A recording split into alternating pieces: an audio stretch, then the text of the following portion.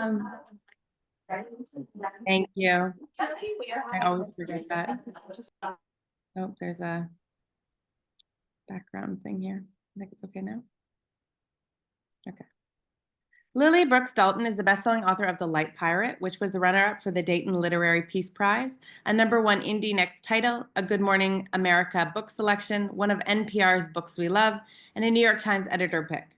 Her previous novel, Good Morning Midnight, was the inspiration for the film adaptation The Midnight Sky, and her memoir, Motorcycles I've Loved, was a finalist for the Oregon Book Award. Her work has been translated into 18 languages. A former writer in residence at the Kerouac House and the studio of Key West, she currently lives in LA. So, take it away. How did this all come about? Where did you start and how did you get to where you are now? Sure. Okay. I grew up in southern Vermont, in a really tiny town, middle of nowhere. And I lived there till I was 17. And then I started traveling. And since then I've lived in a lot of different places. And along the way, I was always journaling, was always writing. But didn't really feel like that was available to me as like a thing to do for work.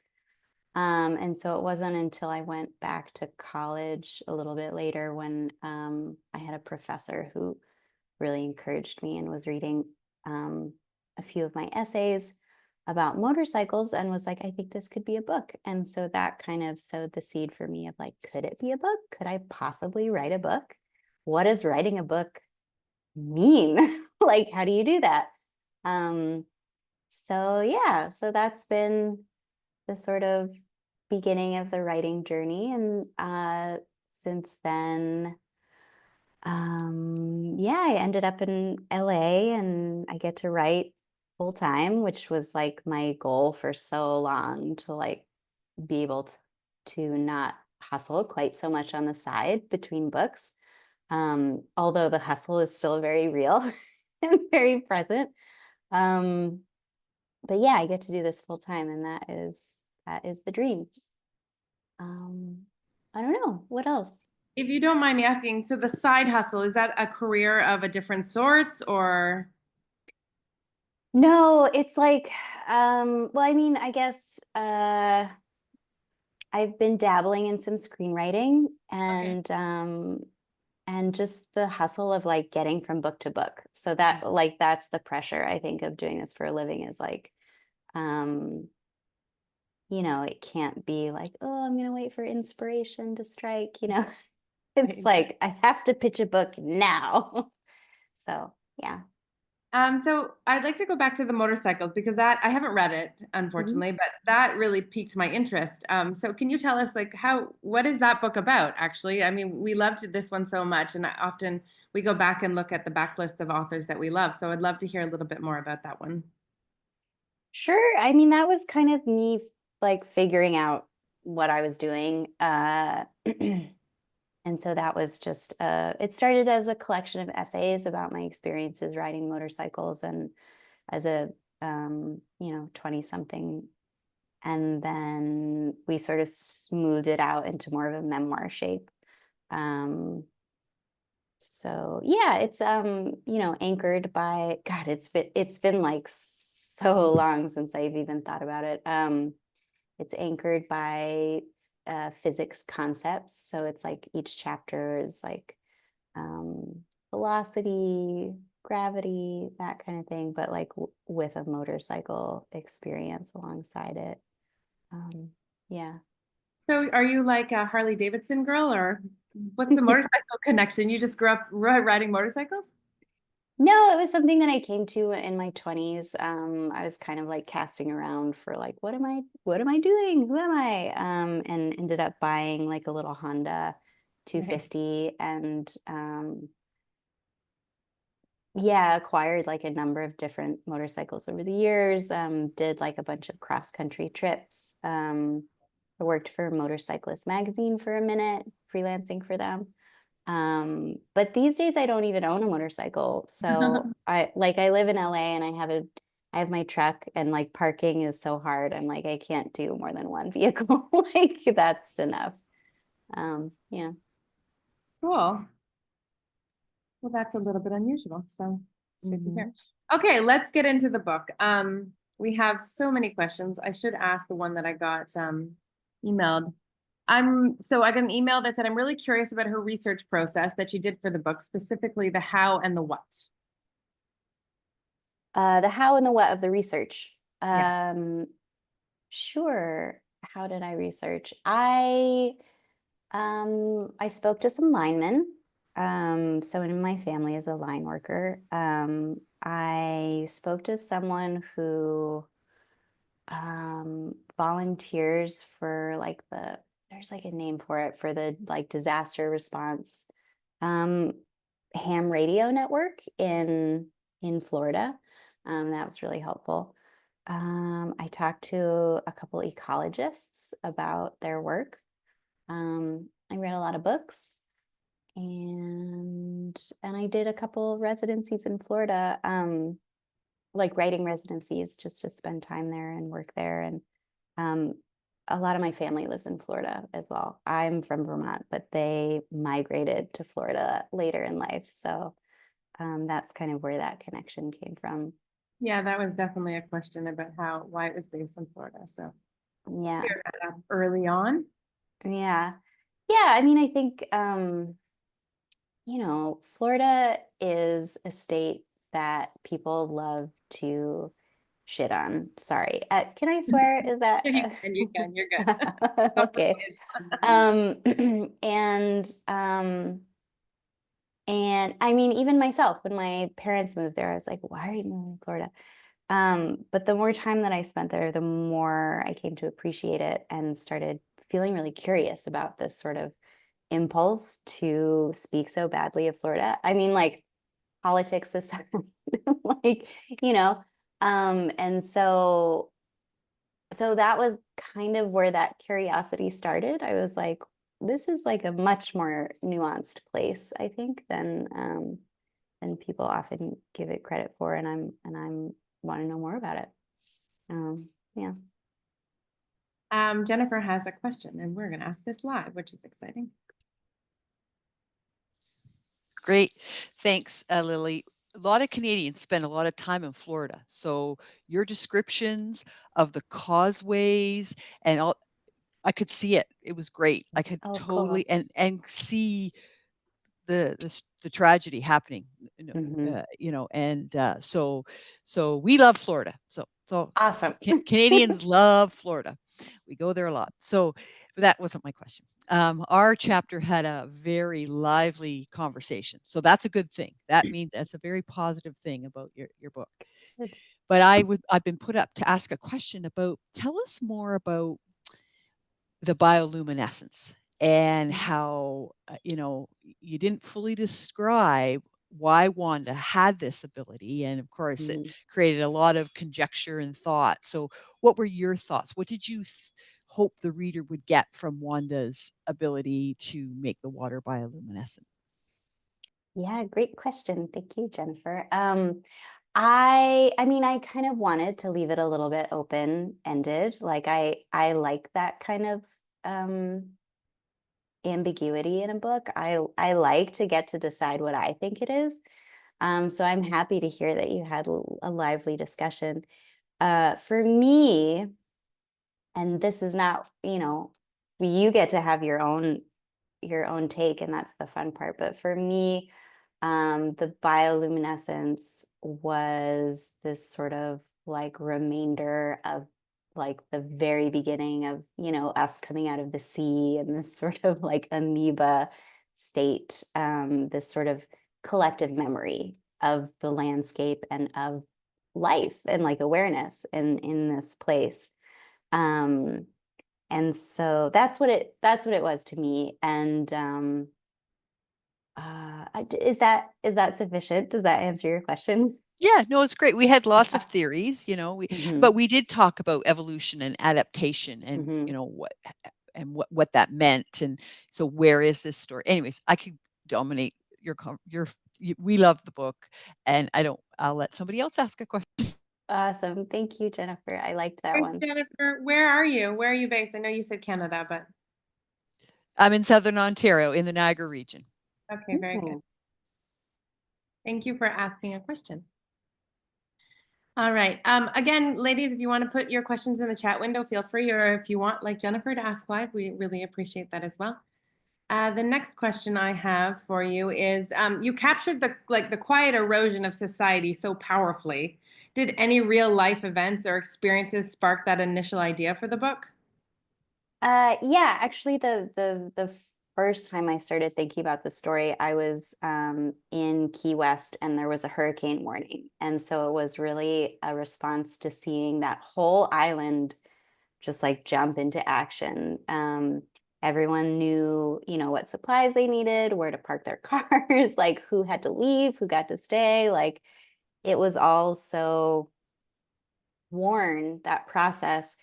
And I was just kind of watching as a visitor, as a bystander, and thinking, wow, this is really interesting. This is really tense. And there's like a rhythm here that I'm really curious about. And so that was when I first started thinking about it. In the end, the hurricane kind of sideswiped us, and we just got a lot of rain and a lot of wind. But yeah, I've never actually lived through my own hurricane. My parents tell me all about theirs. But yeah, that's kind of the groundwork for that. I just asked in the chat if anybody is from Florida here. I was just curious if that experience of reading it when you're actually living in Florida would have been a little bit different than, say, mine, who's Toronto, Canada. Mm-hmm. Anyways, I want to know how long it took you to write the book. Sorry, I'm veering off course here, but That's okay. Yeah, so I started writing the book in like the fall of 2016. And I think I finished my first draft in early 2020. And then I think I revised it for maybe 6 months, something like that. So 4 years, I would say. Yeah. so that brings another question to mind. With that, like with the success of this book, does your trajectory for writing new books? Because I know, like, we know lots of authors who do a book a year, and I mean, you almost have to really if you're going to do it full time, right? Like just for the financials of it. But Yeah. has that changed? Like, I mean, that is a long time to write a book if that's all you're doing. But Mhm.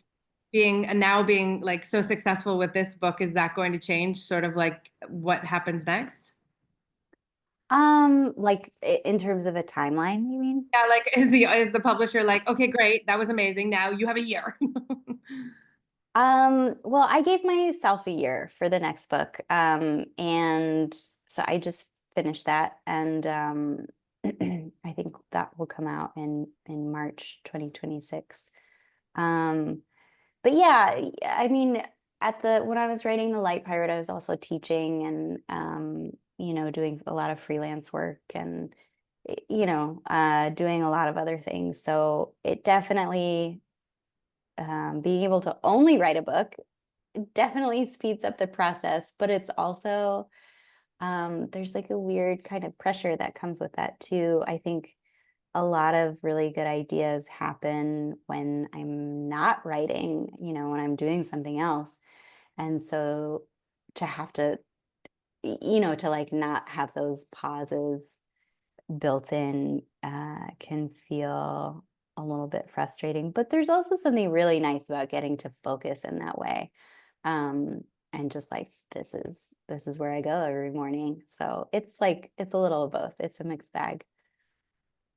Well, I definitely want to know more about what you're doing next, but we'll leave that till the end. But Rita wants to know, she's asking if you're a plotter or a pantser, as they say in the UK, but if you planned out the book in advance, or if you knew where it was going, or if you just let it weave its way through. Yeah, I am a plotter. I really respect writers who are just like going with it and the character is telling them what they want. And I That sounds really magical. I wish I could write that way, but I cannot. I'm very like meticulous about, I mean, obviously there's room for things to change, but if I don't have a sense of the shape of the book and like where I want to end up and sort of the structure of it, then I'm lost at sea. Yeah. June has a very good question. June, I love this question. She wants to know how you came over to choose the title of the book. Yeah, so the title is kind of a remnant from an earlier iteration when I thought that instead of the bioluminescence, Wanda would be pirating electricity in the end. Like that would be sort of the direction that that last section took, for pirating electricity from like you know, other parts of the South that were still kind of functioning. And I tried to, I don't know, something wasn't working about it. And so, and then the idea of like bringing in the landscape even more and adding this bioluminescent element came to the fore. But I was so attached to the title, and I liked it too for, excuse me, for the sense of like Wanda as both this being of light and also this sort of kind of violent person, like that duality of her containing both. She's a great character. Yeah. I'm just going to read Hannah's because I think it's lovely. She said she lived in St. Peter, Florida for 4 years, and she agrees that the book was written so well with such detailed description that I could picture it. I definitely worry for the future of Florida, but I appreciate the hope and resilience shown in the book.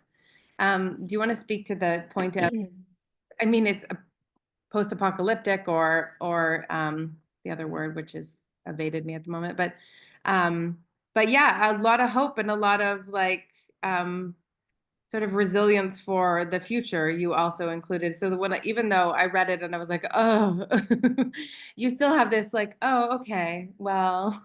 Yeah. Yeah, I mean, I think that's like the trickiest part of the kind of books that I want to write. Sorry, you guys, I'm like coming down with a cold today. But is kind of balancing that the dread, but also the hope, and trying to find the right ratio, you know, because like for my reader, but also for myself as the person who has to live in that world as I'm writing it, like to live in this world for 4 years was really taxing. And so it does feel really important to find a way to bring in a certain amount of levity. And yeah, I don't know, it's kind of an intuitive thing of like trying to find the right balance. I don't know quite how to explain it, but I'm glad to hear that that was felt. Dystopian, Nikki. Yes, that's the exact word I was looking for. So Heather says she loves the character Phyllis. Was that inspired for somebody you know? Not quite. Maybe a little bit of someone I know is in there. I mean, like all the characters are like little pieces from here and there. But Phyllis isn't based on anyone. She's kind of more this idea of just like a mentor that I would want to have, you know, I think is kind of where she came from. And a mentor that I would want to be. I mean, obviously Phyllis is flawed, but like both sides of that coin. Rita says the concept of home takes on different meanings throughout the book. Could you elaborate on your exploration of this idea in the face of environmental upheaval and displacement? Yeah, can you actually read that question again? That's really Sure. interesting. The concept of home takes on different meanings throughout the book. Could you elaborate on your exploration of this idea in the face of environmental upheaval and displacement? Yeah, totally. Yeah, I think it's a really interesting conundrum of like living in a place that is home and is also kind of rejecting the people that live there in this very active way. And we see it in Florida, but like I live in LA, and LA is a desert. Like we're not really supposed to live here. And we just kind of saw that happening with these fires. Like this is a really fraught place to make a home. And so the idea of what home means and when you kind of have to give up on a place or transplant oneself was really on my mind a lot. I think from like a cozy armchair, it's really easy to think, well, just move inland, like get out of there. But it's so much more complicated than that. People pour their resources, their emotions, their experiences into places, and then to be confronted with this idea of having to like uproot their home and go somewhere else, I think is really difficult. Um, so yeah, the idea of home was something I was thinking about a lot. Like what would it take for a person like Wanda, a person like Kirby, a person like Free, all these people who have very different relationships to this place and to the idea of home. Like what would it take to move? And what would it take to stay as well? So yeah, that's a cool question. I haven't heard that one before. Amazing. Well, thank you, Rita. Nikki wants to ask a question live. Hey, so I really loved these sort of interstitial bits about the hurricane and about the ocean and the sort of kind of take you out of the story for a second, but also sort of really paint these beautifully written pictures of, the weather and just and I was just wondering if those were written before or after or as you were going through. Like I just thought it was a really interesting kind of format Mm-hmm. to Thank sort of you. include there. Yeah, no, I love that question too. You guys are asking really great questions. So when I was writing the opening section, the power section, I didn't have them initially, and then, there was like something that wasn't working about it. I think I was like probably 50 or 60 pages in, and then I started slotting in these like hurricane moments, and the whole thing just started really moving for me, like it grew legs, and I was like, okay, this is a really important part.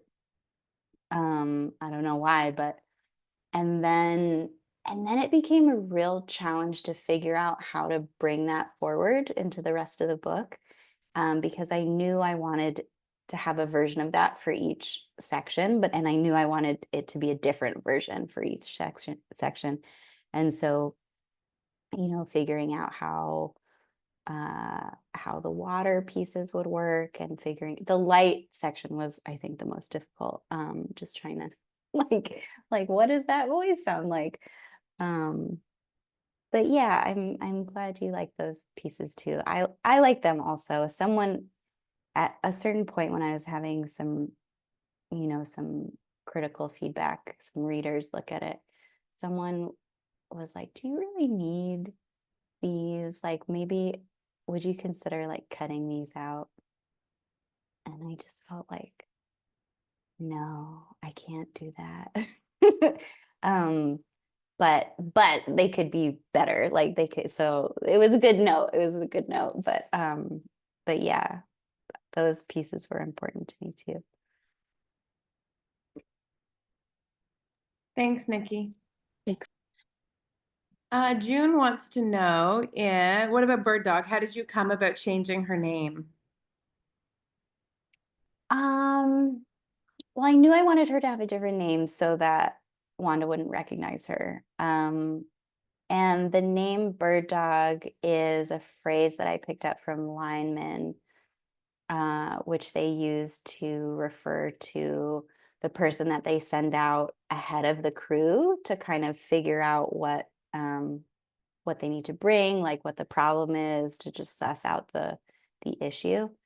And I don't know, something about that word that, I mean, it's 2 words, but like, it just stuck with me. I was like, I really want to name someone Bird Dog. Like that just sounds good to me. And it felt like it fit with what Bird Dog was kind of up to in that section of being this sort of expert scavenger who is, you know, like representing her community and going around and finding what they needed. Each of the sections has got a title, and they've all left me now, but I know one is light. Mhm. But can you talk a little bit? I researched it and I asked ChatGPT what it meant. So I got it. And I thought it was very thoughtful of you to the way that you titled each of them. So I was wondering if you could just explain it a little bit. I mean, I don't know that ChatGPT was right, but it had its I'm own. really curious what ChatGPT had to say. Try it after. Okay, all right. So yeah, so the sections are power, water, light, time. And there was a moment where I thought about titling the book Power, Water, Light, or something like that. I can't quite remember. It was something in that arena. But yeah, I don't even know. That was such a early decision that I can't even quite remember. I think it was just like I knew I wanted to have the sections. And once I got those like interstitial voices, I was like, well, this is how this will be organized. Like I'm kind of naming these voices by using these section headers. And yeah, I mean power for the hurricane, you know, and then water for the slow, gradual sea level rise. And then light for the bioluminescence, and then time for the, you know, the duration, the passage of all those years. But what did ChatGPT have to say? You have to tell me really, now. I mean, it had a lot of explanation. It was like, well, she's done this for this reason. So it's kind of around what you're saying. Like it obviously took elements from the book, and Mhm. my That's cool. ChatGPT knows a lot about your book. So because like what I do is I inform it before I like ask it questions. That's So awesome. I um love it. my next question is about your readership. What kind of reader? Do you write for a certain reader, or do you think about the audience when you're drafting, or is it literally like, are you writing the book? We often hear authors are writing the book that they wish they could have read. Is that what drives you, or sort of where does the audience come into what you're writing? Yeah. I want to try and give you a real answer. I feel like I could fudge this one. I don't know what the real answer is, to be totally honest. I think I'm just writing the book that wants to be written. I don't think I'm even really thinking about someone reading it. I'm thinking about the sort of just like the intuitive choices that I'm making on behalf of the characters and like what feels right. I mean, that's kind of at odds with my thing about like outlining, because I do very much outline, but it's still like an intuitive practice for me of kind of figuring out what shape the book wants to be. I mean, obviously I want people to like read it and enjoy it. And I want to enjoy it, but I guess I just don't really think about it that much in the beginning. Yeah. All right. So the tone walks a line between realism and mythic. How did you Mm. balance that while building this world? And was it always intentional that you would sort of have a little bit of like that fantasy element in it? No, actually, the fantasy element came kind of late in the game. Well, late-ish. Like I'd been working on that first section for a while. But I really love magical realism, and I've never really dabbled in that before. And it just, there's something really magical about nature. And so it just kind of slid in there really seamlessly, even without kind of planning to do that all along. yeah, it just made sense. I don't know. I think growing up in the middle of nowhere and having like a childhood among trees, like like I've always had this sense of sort of um I don't know, like mysticism in the in nature. So it just, yeah, felt very organic. And obviously the book is got a lot of basis on the fact that we're in this climate change and it's experiencing, and I mean, it's all based around that. Are you worried, or does it come from a position of sort of like a climate revolutionary, or like, are you trying to say something about society? Or I'm just wondering about your own personal view on sort of like climate change when you write a book that is so profoundly like, I mean, we read lots of books that are post-apocalyptic or dystopic. Mhm. And we think, oh, that'll never happen, but this felt too real, right? And so I just wonder about your stance on sort of like those ideas. Yeah, I feel like incredibly worried. I feel um sort of like catastrophically anxious about climate change, and I think that that's sort of why I'm drawn to the topic. Like it's it's funny, right? Like I think I don't want to like speak for anyone other than myself, but I do think there's a collective sense of dread, no matter what your politics are, right? Like I think it's actually really pervasive, and it's coming out sideways in people. You know, like people are um, manifesting that kind of emotional turmoil in all sorts of different ways, um, and so for me, I would rather talk about it. I would rather kind of face it head on and spend 4 years thinking about it, um, than sort of let it be this like background unease that I'm never quite sure, you know, why do I feel so bad? um, so yeah, that's kind of my it's like maybe it's like a coping mechanism for me. But yeah, I don't know. That's I guess where I land with it. Thank you for sharing that. Yeah. We're going to change gears here because Rita wants to know what happens to Lucas after his last visit to Rudder. Does he live as long as Wanda? And she's guessing that you left it ambiguous intentionally. Yeah. There was like a moment where I thought about doing a sequel. There's so much more that I feel like could be interesting to unpack about like the community that Wanda and Bird Dog build, and like what happens to Lucas and all of that. But in the end, I felt maybe someday, but yeah, so I don't know. I don't have like a set view on that, but I'm curious too. Let's go to the very beginning of the story, Wanda's birth during a storm, which is obviously deeply symbolic. What did you want her origin story to represent thematically? um I wanted it to I wanted to incorporate the sort of duality of nature in the sense of it is both beautiful and violent.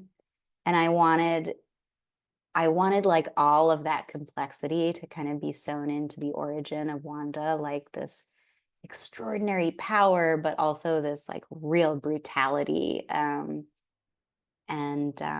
yeah, to just like wrap it all up in one tiny being. Um, yeah, I don't know. Yeah, I wanted that.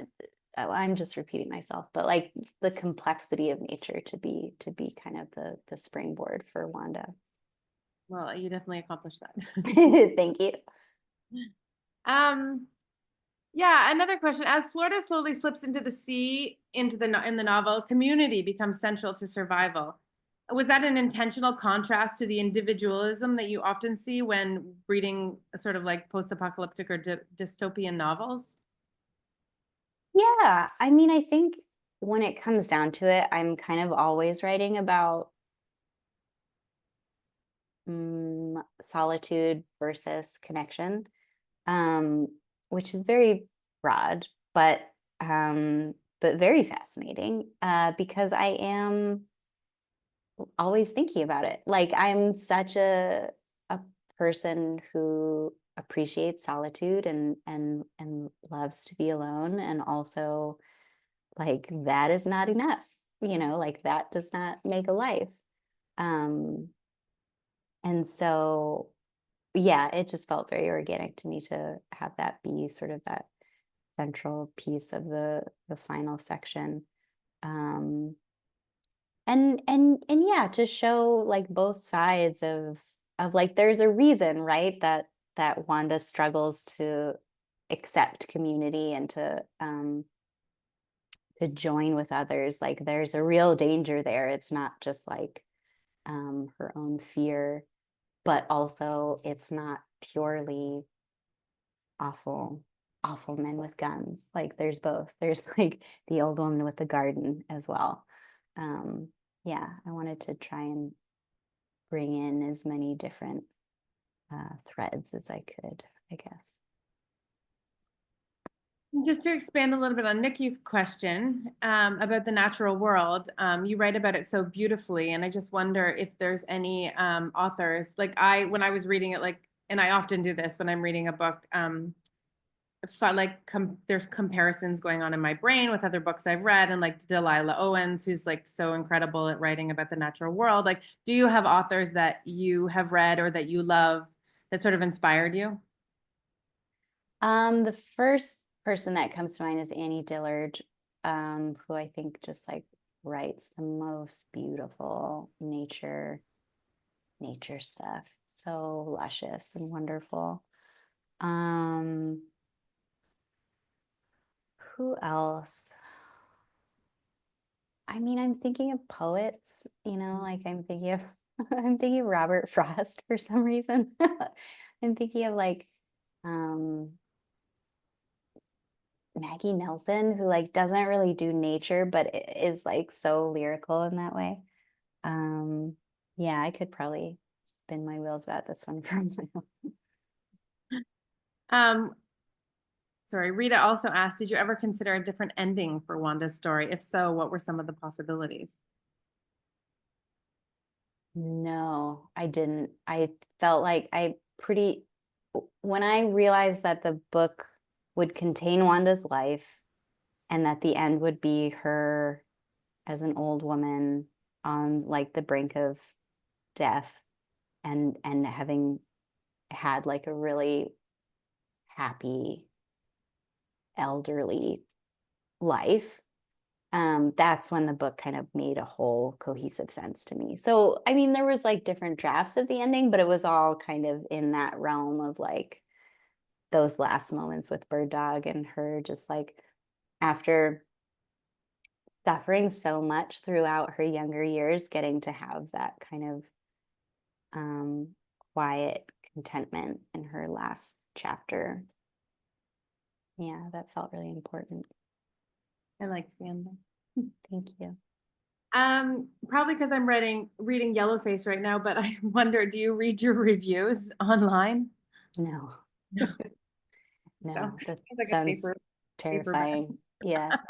I think I like in the very beginning, I think I read a couple for my first book by accident, and I was like devastated. I was like, even though it was like, there's some really nice ones. It's just like it just takes one to totally fuck you up. So no, I don't I don't do that. Some authors we've met have like their publicists or like family will send them like the really 5-star great ones. Do you have anything like that? Or you just don't read any of them? No, because I think like if you sign up for like getting something out of the really good ones, you know, like some kind of self-worth or I don't know, some hit of dopamine, then you're also kind of inadvertently signing up to give a lot of credence to the other ones.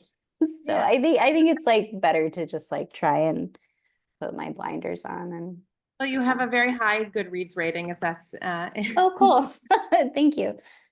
good to Nice know. to know. Yeah. Nikki wants to know what books are on your to be read pile. Yeah, I'm looking at a book right now called Sea Change, which is about islands in a rising ocean. It's kind of for a future project. It's nonfiction. It's got these beautiful maps in it. Like these beautiful speculative maps of like how islands shapes will be changing. I am reading a galley right now by oh no. Um uh-oh, I'm on the spot. I know. I gotta get this right. By Julie Carrick Dalton. No relation. Relation. But it's called The Forest Becomes Her. And yeah, so I'm gonna blurb that. I think that will come out in early 2026. It's really lovely. So I'm enjoying that. And I don't know, I've got a whole stack next to my bed. You know, it's kind of just like you got to go where the energy is. Like, yeah. Have you read, these are just two books that kind of like in the same vein as your own. Greenwood by Canadian author, Michael, somebody will put it in there. We read it we read it I'm last year. so glad you can't remember his name. It's making me feel a lot better. And with- No, I don't think I have. Should I? Is it good? Yeah, it was a good reads book and it's fabulous. It's one of my favorite books. Michael Christie, thank you, Rita. Okay, I like the title a lot. That sounds really fun. Yeah. All about trees and the environment, and it's got post-apocalyptic stuff going on. Beautiful. Beautiful. And also the other question, Wild Dark Shore. Did you read that one? Oh no, but that is actually in my queue, in my library queue. Excellent. Yeah. Yeah, Also, I'm looking forward to that. Oh, is it? Okay, I don't think I realized that. I think I just saw the cover and like saw it around a bunch of places and I was like, yeah, I'll get on board with that. I really like to read a book and not know not knowing anything. about Yeah, it. I like to not read the jacket. If I'm in, you know, like Sometimes the jacket tells you too much, I think. the jacket always tells you too much and sometimes it tells you the wrong things too. Like it just like I don't know, it's screwy. It's just a marketing trick. Jennifer has another question, so I'll let her ask. Thanks. It kind of sparked me when you're writing and you read books, but some of our group listen to the book. Mhm. So I'm finding I'm an old paper book. I like to read my books, but a lot of people are listening to books. And does that affect your process at all? And how's that changing the way writers write? Interesting. I like to listen to books too. I do both. You know what I actually really love is I'll get the book on audio through Libby, and then I'll buy a hard copy and I'll have both at the same time. That is my preference, so that if I'm really into it and I have to run errands or something, I can just like keep reading. Um, and because I do switch back and forth so much, I actually do think quite a bit about like a table of contents and wanting to make it because it's like I want both. Like I want the really sort of spare, artful, like whatever, like experience in hard copy. I want it to look how I want it to look, but I also uh, for like yeah, for listening, I want it to be easy to jump around and not have to kind of, you know, be like swiping through the midst of like a huge section with no chapters in it. So I have started thinking about that more recently, actually. I wasn't thinking about it with the Light Pirate. I have no idea what the table of contents looks like in the audiobook. I hope it's user-friendly, and I'm sorry if it's not. And other than that, I think, so I get to choose who I want to read. Usually they'll send me like 3 to 5 auditions from like just a small section of the book, and I get to kind of, you know, see which voice resonates. And I really like a narrator who doesn't go overboard with the voices. Like, I appreciate a good voice. You can tell someone is speaking, you can tell it's dialogue, but sometimes people really go for it with the voices, and I like a more pared back dialogue take. So those are my thoughts on audiobooks, I guess.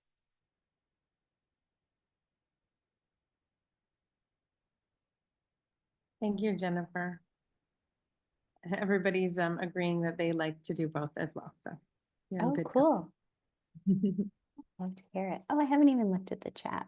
I'm so bad at multitasking. Oh yeah, Rosemary Benson did do a good job, didn't she? She's really sweet. I might have to have her do the next one too. Well, that is a good segue into what is the next one.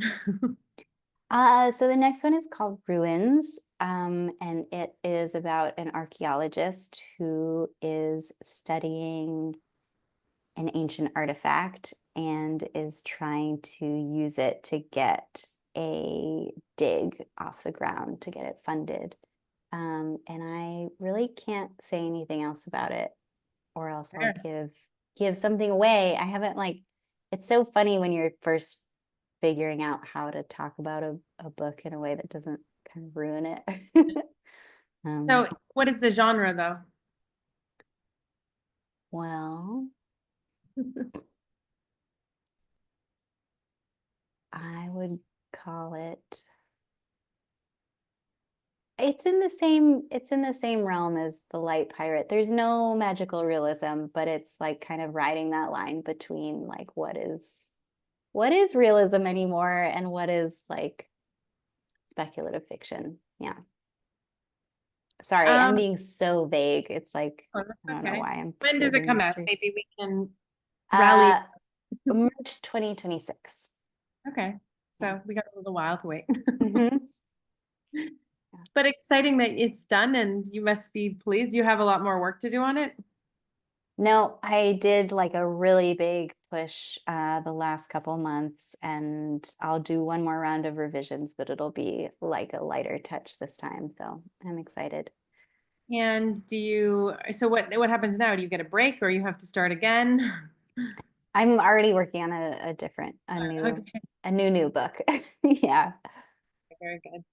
Well, that's exciting. Yeah.